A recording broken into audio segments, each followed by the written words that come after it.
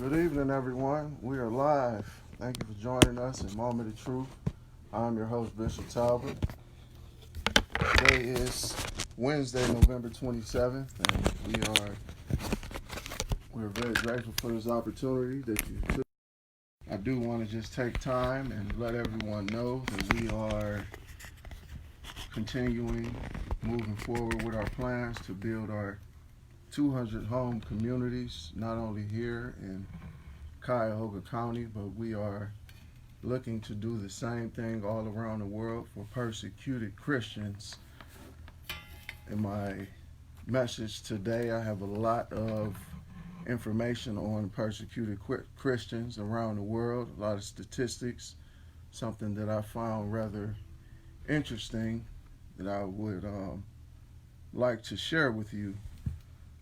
But also today, we're just getting ready for the holidays. I know many of you are, and we're just excited for this holiday season that is upon us.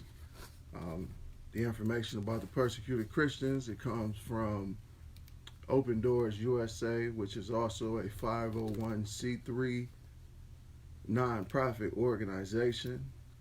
They do a lot of work and a lot of research with persecuted Christians all around the world. We will have information posted on the link on the podcast about the Open Doors USA. As always, towards the end of the show, we will have our final truths. This final truth right here was a little bit more personal. It's about my personal testimony. It kind of brought me to tears thinking about what the Lord has brought me through, and just want to share it with you all. That is something that I pride myself on, not being standard and your regular and normal and kind of sugarcoating everything, just speaking the truth and letting everyone know exactly who we are and what we stand for with QNIBEE Farms Assembly of God. I know last week I didn't get a chance to take any phone calls. I apologize for that. At times I can get a little long-winded and the time kind of just slips away from me, but this week phone lines are open now. If you want to share your testimony with us or you are seeking prayer, the phone number is 888-677-9673. So yeah, I would definitely try my best to get a phone call in or two. You can give us a call now and jump on board and just share your, like I said, share your testimony. We would love to hear from you. Or if you're dealing with some things you want to share, ask for a prayer, I would be glad to accommodate you, because I do love coming, speaking with you every week. It's really a great opportunity. It's not something that I take for granted. I really try hard, try to prepare with a great message, some great information, some things that you will find interesting. Now, when I became an ordained bishop, it was a calling from Christ to help others. So that is my main objective for coming to you with the show. We are looking to build the 200 homes. If you would like to participate, we're asking you to pledge right now by visiting our website, QNIBEFarmsAssemblyofGod.org. That is spelled QNIBEE Farms, QNIBEFarmsAssemblyofGod.org. But the first thing I want to start with this evening is just a tradition of Thanksgiving. I know it's not anything original to my family, but you usually enjoy a great meal, spending time with your family, and at the end of all that, it is, of course, football. Now, the NFL is just very great. I really enjoy it. There's a lot of people that They watch it every day. It seems like they're shattering records every single week with games. Tomorrow, there are going to be a couple games. Since I'm a Cleveland Browns fan, unfortunately, I was brought up that way by my late father. They never play on Thanksgiving, so I tend to just kind of enjoy, no rooting interest on who plays, just really enjoying the game. But some things that have kind of got me thinking differently about the NFL, and it seems like they are shifting in their beliefs. Their belief system has kind of become more than just the innocent game that we're all used to, starting with the whole Colin Kaepernick situation that just does not seem to go away. There was another incident with the football player, Mr. Myles Garrett. I'm not sure if you all know about the entire situation, and I don't have time to go over everything that has happened with him, but briefly, he got into a fight with an opposing player on the field. It was a very ugly incident, but Mr. Myles Garrett, he came out and said that the player used a racial slur, which got him upset, and he lashed out. But I do want to make it clear that you should never give someone the power to control your emotions. The Bible tells us this in Colossians chapter 3, verse 2. Set your mind on things above and not the things that are on earth. But as all of us are, Mr. Myles Garrett, he is an imperfect human, and he made a mistake. But here lies my issue with the entire situation. The NFL suspended Mr. Myles Garrett indefinitely for his actions, even after he explained to him the situation which caused it to escalate was the player that called him possibly the N-word, and the NFL turned a blind eye to the situation. Now you have that, and you also have Colin Kaepernick protesting and being essentially kicked out of the league. Some would say because he's a black man and he spoke up. So these events that are linked together are quite disturbing, and it's becoming a pattern. Now, I hope I'm wrong about the situation, but I pray that the NFL does the right thing to correct their wrongs. Now that was just something that was on my mind that I have been thinking about, and I had to bring it to you all this evening, bring it to your attention. I'm not really sure if you all have been keeping up with it, but I try to stay focused on a lot of things that's going on right now, a lot of current situations, and not just solely focus on reading from the Bible. But in reality, nothing that's done right now is really unique. You can always trace it back to the origins in the Bible when things happen before us, and it would be a guide for us to move forward and how to act correctly and accordingly. Now, as far as the persecuted Christians, like I said, I got some notes and statistics from Open Doors USA, and I found it said in just the last year there have been over 245 million Christians living in places where they experience high levels of persecution. 245 million. There have been 4,305 Christians killed for their faith. There have been 1,847 Christian buildings that are attacked, places of worship where they can't even go and worship Jesus Christ without getting some repercussion. Now, there have been another 3,150 believers detained without a proper trial. They're just arrested, sentenced, and imprisoned. Now, these are horrible statistics. Something else that I found quite disturbing on persecution.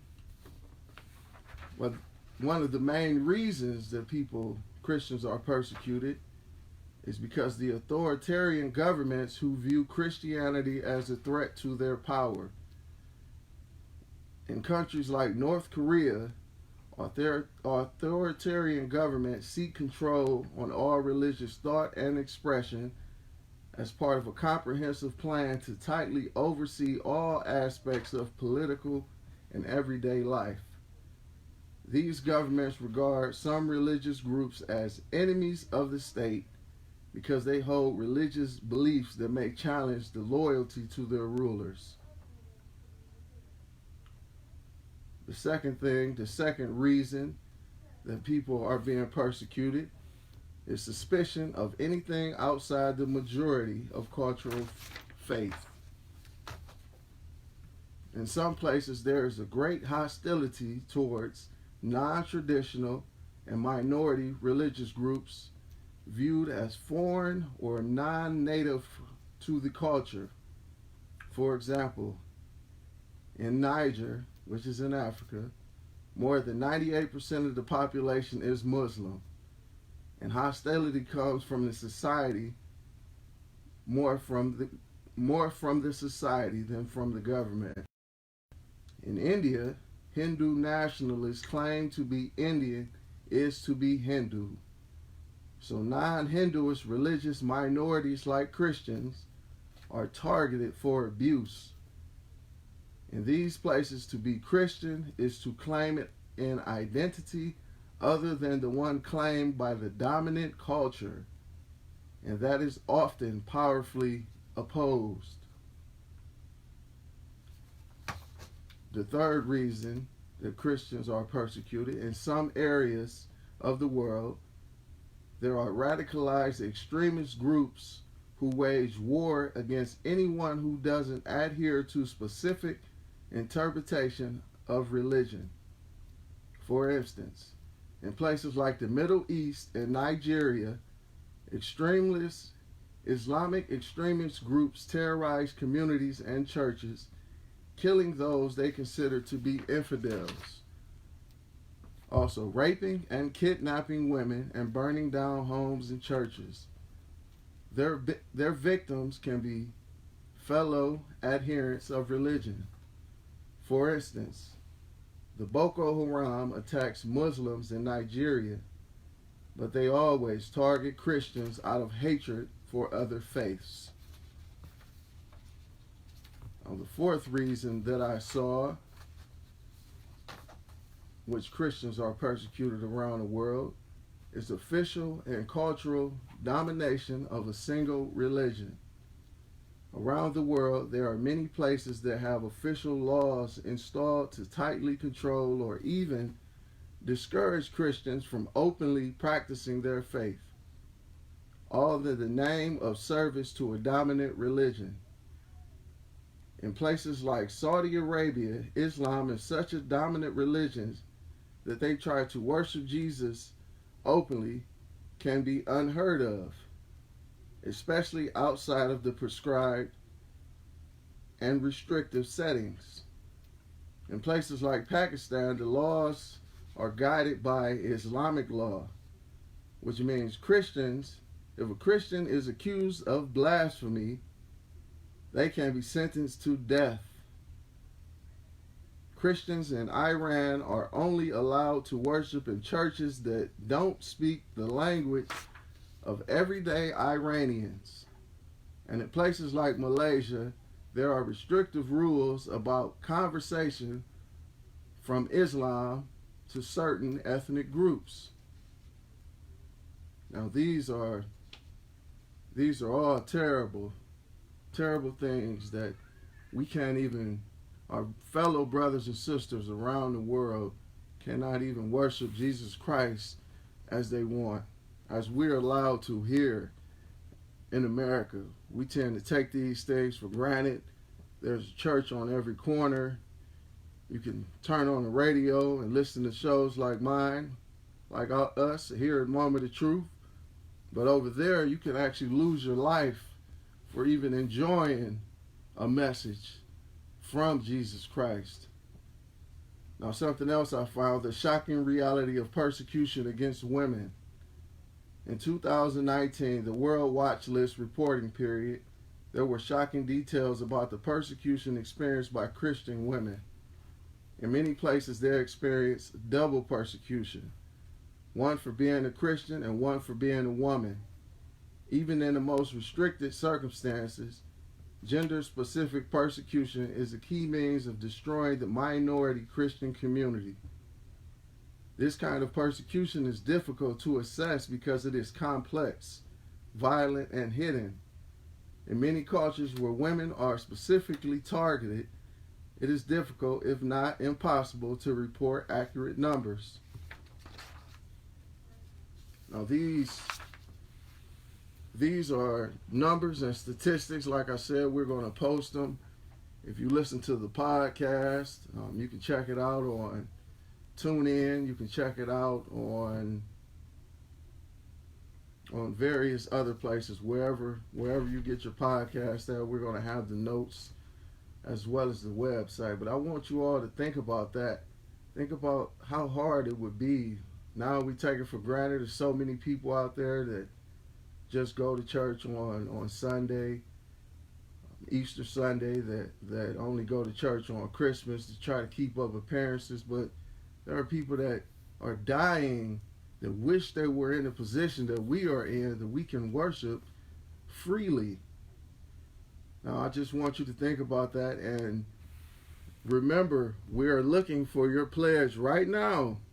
Get on a computer and visit our website, QueenBeeFarmsAssemblyofGod.org, and we can, with your support, with your pledge, we can help build communities, safe communities around the world so people can honor our Heavenly Father freely. I'm going to take a quick break, and I'm going to come back with the final truths. Thank you.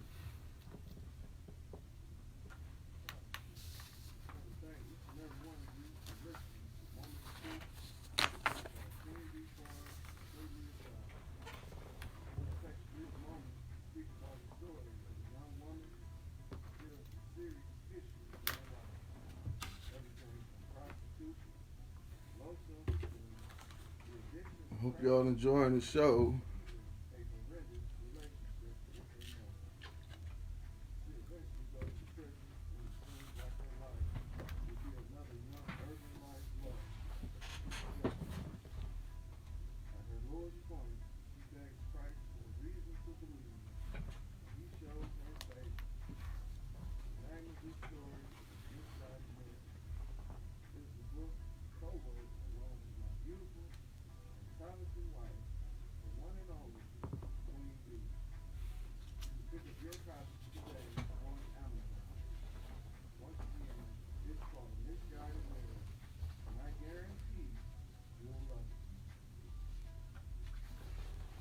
All right, we are back.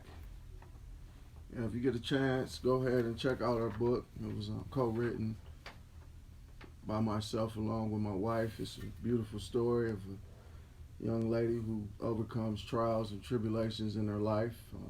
Christmas is coming up. It'd be an excellent present to get someone that's going through something or someone who has been through something. It's a wonderful story. MISGUIDED. Mary, pick it up on Amazon right now. But our final truth today comes from James chapter 2, verse 14 through 17. And it reads, "What good is it, my brothers and sisters, if someone claims to have faith but has no deeds? Can such faith save them? Suppose a brother or sister is without clothes and daily food. If one of you says to them, 'Go in peace, keep warm and well fed,' but does nothing about their physical needs, what good is it? In the same way, faith by itself, if it is not accompanied by action, is dead." Now, my personal testimony, 8 years ago, right before my beautiful and talented wife, the one and only Queen Bee, and I began this journey to establishing QueenBee Farms Assembly of God, I was very excited about the message that I received from Christ in dreams and just praying that I received from him, that I confided in a few of my closest friends and associates about the journey which we will be starting. But I was shocked to hear their responses. Someone told me, "You should wait." But I was really confused, since I had always been a type of quote unquote real one to never hate or discourage anyone from going after something that their heart desired. Now, you see, listeners, a moment of truth. Just because you hear a message from our Heavenly Father and you get the feeling all good and confident, that does not mean the mission is complete. In fact, it is just beginning.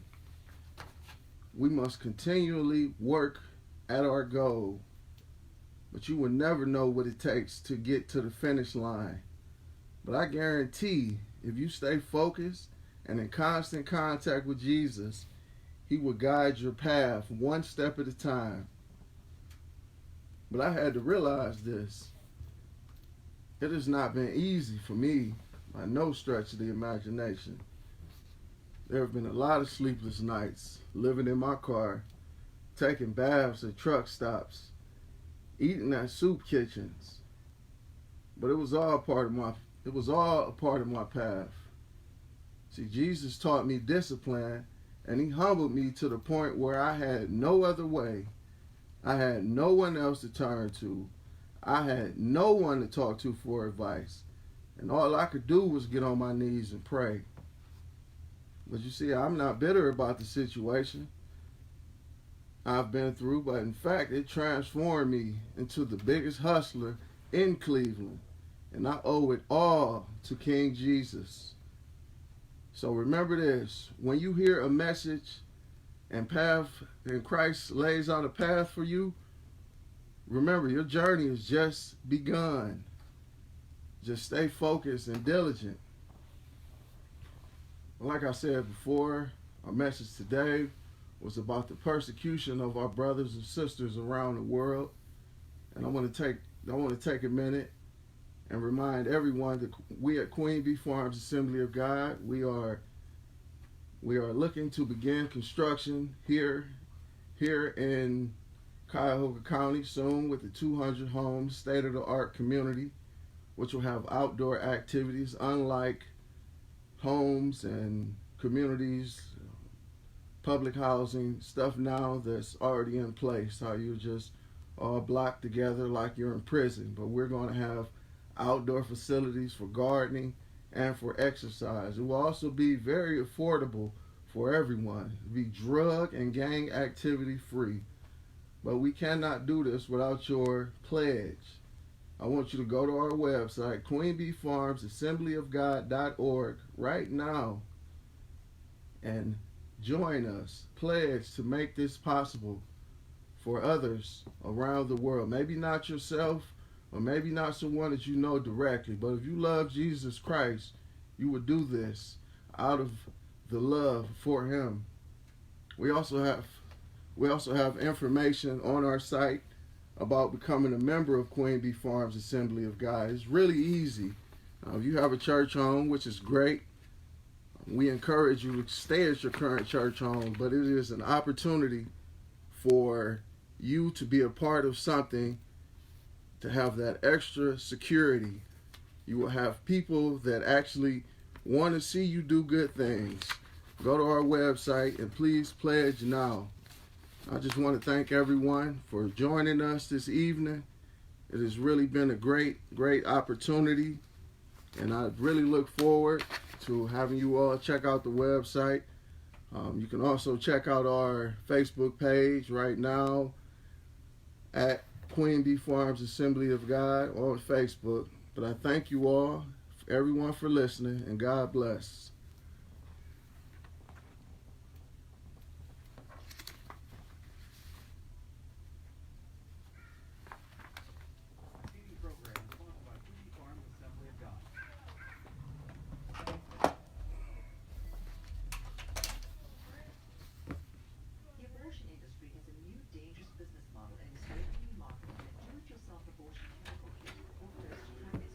That's see it. the light on. That's it. You can turn it off. That's it. Yeah. Lord, I chased them around and all that. You can turn it off. Okay. Thank you all for joining us.